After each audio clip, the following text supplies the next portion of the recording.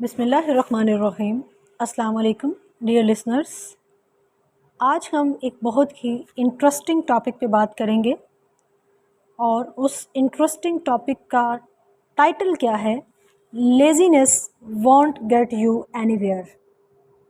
सुस्ती, काहली, आज के काम को कल पर छोड़ना, ये आपको कभी भी ज़िंदगी में कामयाब नहीं होने देगी। मैं आपको एक कहानी सुनाती हूँ। इस कहानी को सुनने से बहुत सारे फ़ायदे होंगे।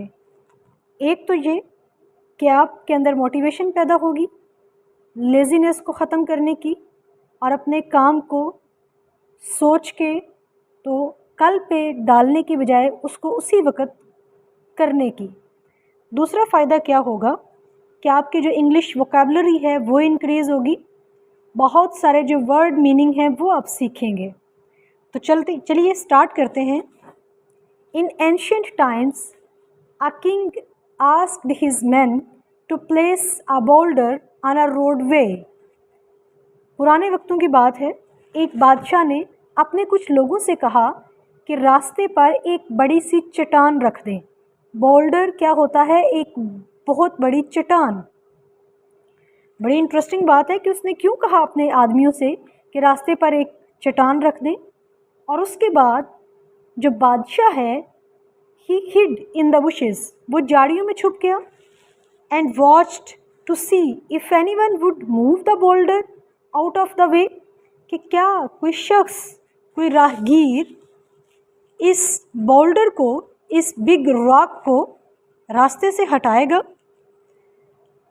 इसी असना में किंग के कुछ वेल्दीएस्ट मर्चेंट्स और कोर्टियर्स उस रास्ते से गुज़रे। दरबारी और ताजिर वो उस रास्ते से गुज़रे and simply they walked around it. उन्होंने उसको बिल्कुल हिलाया नहीं, बिल्कुल उसे साइड पर नहीं किया और पास से गुज़र गए। Many people blamed the king for not keeping the roads clear. अब ये भी एक पर्सपेक्टिव है सोसाइटी का कि जब आपके सामने कोई प्रॉब्लम आती है तो क्या आप ब्लेम गेम स्टार्ट कर देते हैं?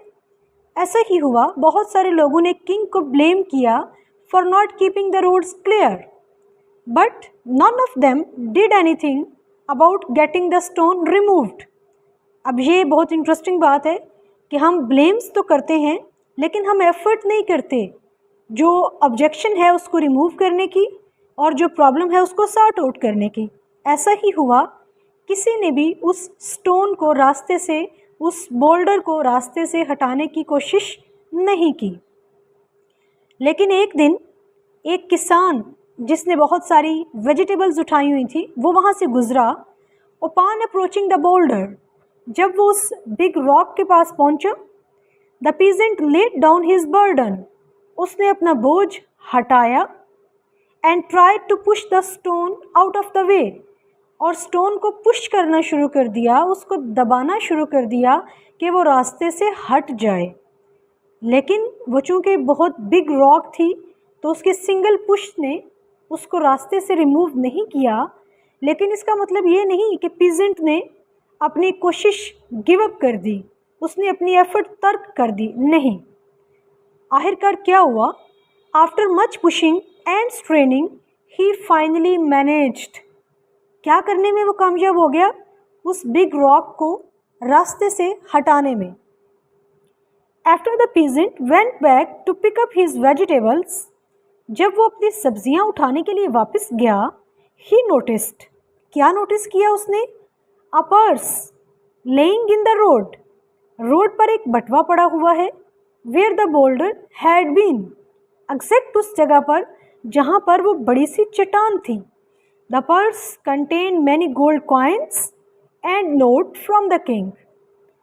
बादशाह की तरफ से उस पर एक नोट लिखा हुआ था और उस पर्स में बहुत सारे सोने के सिक्के थे। नोट पे क्या लिखा हुआ था? The gold was for the person who removed the boulder from the road, कि ये गोल्ड उस शख्स के लिए है जिसने रोड से इस बिग रॉक को रिमूव किया। तो साबित क्या हुआ? लेसन क्या है इस स्टोरी में आपके लिए कि don't be a lazy person, अगर आप लेज़ी बनेंगे तो अपनी लाइफ में आप कभी भी सक्सेसफुल नहीं हो सकते।